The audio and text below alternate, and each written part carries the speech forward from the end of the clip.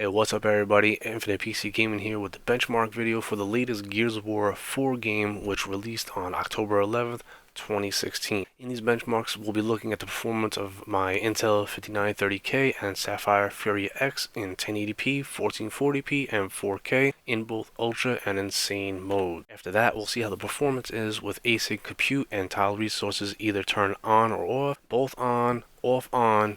You get the idea. Along with this, we'll be looking at exactly how big of a performance hit is taken when we turn the graphic options, screen space reflections, and depth of field to Ultra and Insane. So let's begin.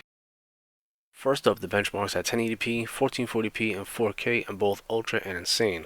Ultra obviously pulling ahead in all resolutions, while Insane averaged a 23 FPS loss across the board. Pretty significant hit for something that in my opinion isn't much of a difference visually while playing the game. I'd recommend to not bother with Insane. After all, the Insane setting only applies to two graphic options, screen space reflections and depth of field, which you can see in this picture right here.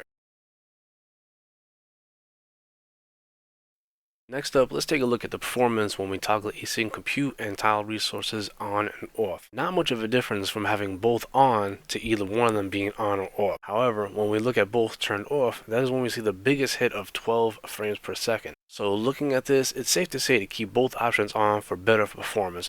Last but not least, let's take a look at screen space reflections and depth of field numbers. I tested the game on low at 1080p. The only settings I changed was screen space reflections and depth of field. Obviously, I figured if the game was tested on low, it would clearly show the performance hit these two options would make, and as you can see, huge performance hit when we set both to Insane. 72 frame difference between both on and both off.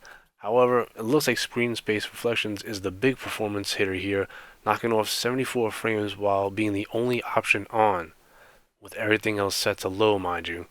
That's crazy. Again, this is another graphics option I wouldn't even bother changing to Insane since, once again, in my opinion, there isn't much of a visual difference anyway to make me want to lose all those frames. Okay, and there you have it folks, a quick video showing some of my benchmarks I decided to take to test out the Fury X and see what kind of performance I was getting and see, once again, what the major hitters were. Hopefully this video helped you out with your Fury X or even with an EVGA setup as well, because performance hits that I took, I'm more likely you'll be taking on your end as well. So with that being said, I'm going to end the video. If you like the video, please give it a like, hit that thumbs up, drop a comment. This was actually my first time really making graphs, so if there's any way I can improve my graphs, let me know in the comments. Once again, thanks for watching. Subscribe. Peace.